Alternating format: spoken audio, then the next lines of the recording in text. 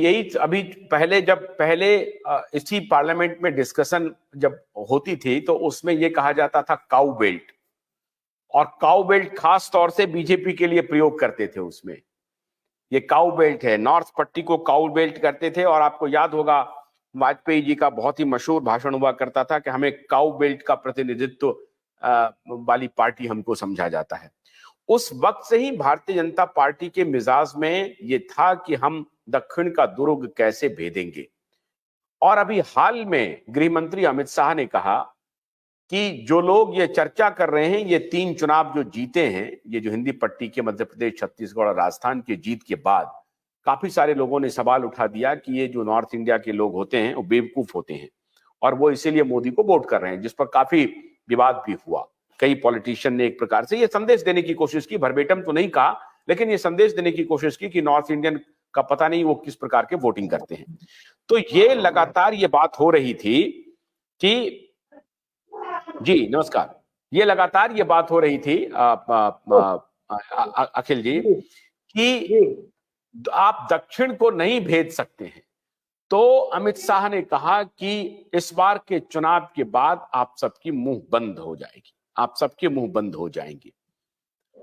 ये जो कॉन्फिडेंस था, इसका मतलब है कि पार्टी को यह संदेश मिल रहा है कि तमिलनाडु में लोग बदलाव चाह रहे हैं। नहीं, ठीक है, तमिलनाडु में बदलाव कितना चाह रहे हैं लोग ये हमें जानकारी नहीं है। और देखिए, मैं चूंकि दक्षिण भारत के तमाम अखबारों को भी पढ़ता हूं, और सबसे बड़ी बात ये है कि बीजेपी को लेकर नैरेटिव भी बहुत तमाम तरह के बनाए जाते हैं। बीजेपी अपना नैरेटिव खुद भी करती है। आजकल तमाम मीडिया भी बीजेपी को लेकर तमाम तरह की नैरेटिव बना रही है। लेकिन मैं इस बात में जरूर यकीन कर रहा हूं कि दक्षिण भारत में और खासकर तमिलनाडु में बीजेपी इस बार बेहतर करने जा रही है और चुनाव की अपेक्षा। और ऐसी स्थिति में अगर बीजेपी को 2-4 सीटों पर भी वो हिट करती है तो बीजेपी के लिए एक बड़ी उपलब्धि होगी और दक्षिण भारत का एक द्वार, उसके लिए अंतिम द्वार कहिए, अंतिम द्वार बीजेपी के लिए खुल जाएगा। यह एक बड़ी बात होगी एकदम। हाँ, क्योंकि कर्नाटक, तमिलनाडु, कर्नाटक, तेलंगाना और केरल में भी भाजपा कोशिश कर रही है।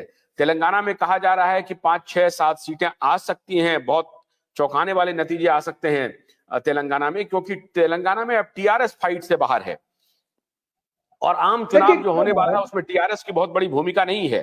टीआरएस एक प्रकार से एक लहूलुहान पार्टी के रूप में वहां पर दिखाई पड़ रही है और वो पूरा सेगमेंट जो है हो सकता है कि बीजेपी के पक्ष में चला जाए। लेकिन तमिलनाडु सबसे महत्व, हाँ बोलिए। ये तेलंगाना में जो है, तेलंगाना में जाहिर सी बात है, तेलंगाना में इस बार जो है केसीआर काफी समझिए कि कमजोर होते गए हैं, होंगे भी। लोकसभा चुनाव में केसीआर की जगह हो सकता है बीजेपी उसको पकड़ ले। लेकिन बीजेपी के साथ क्या है कि बीजेपी और उधर कांग्रेस और केसीआर के पूरे फाइट में समझिए कि बीजेपी को लग रहा है कि वहां पर कुछ 4, 5, 6 सीटें, 5 सीट तक उसको मिल सकती है।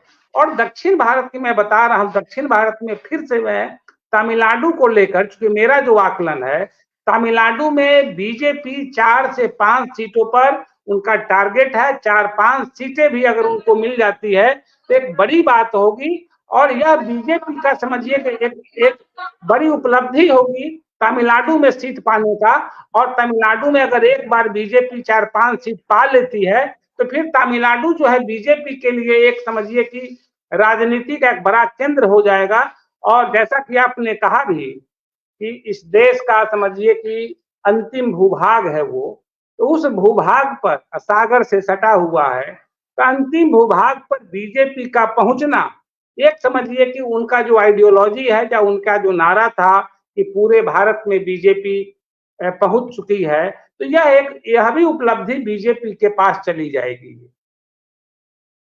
तो जो एक्सट्रीम ईस्ट है, जो पूर्व है, वहां अरुणाचल में भी भारतीय जनता पार्टी की सरकार, और जो वेस्ट है, पश्चिम है, वहां भी बीजेपी की सरकार महाराष्ट्र में, और जो एक्सट्रीम है वहां भी भारतीय जनता पार्टी अब दरवाजा खोलना चाह रही है।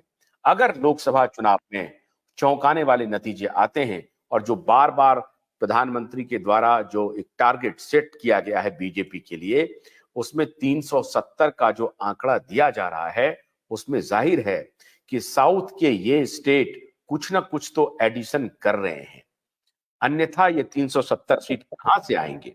तो ये जरूर है कि साउथ में, तेलंगाना में, कर्नाटक में, आंध्र प्रदेश में और तमिलनाडु और केरल में भी कुछ अगर गुंजाइश निकल जाए तो कोई चौंकाने वाली, कोई ऐसी अचंभित बात नहीं होगी। तो बीजेपी अपने तरीके से कोशिश कर रही है, लेकिन इसमें सबसे बड़ा लेसन कांग्रेस पार्टी के लिए है। कांग्रेस पार्टी इस अपने स्पेस को, जो शायद एआईएडीएमके के स्पेस को अगर कांग्रेस चाहती तो भर सकती थी, लेकिन कांग्रेस तो वहां पार्टनर बनी हुई है डीएमके की, इसलिए कांग्रेस राष्ट्रीय पार्टी होते हुए भी कुछ नहीं कर पा रही है। तो अखिलेश जी, बहुत बहुत शुक्रिया आपका। देखना यह है कि तमिलनाडु में नरेंद्र मोदी क्या हवा बना पाते हैं, और अगर हवा बन जाती है तो उसको क्या सीटों में कन्वर्ट कर पाते हैं। आज प्रहार में इतना ही, कल आपसे फिर मुलाकात होगी। आशुतोष को मत दीजिए। नमस्कार।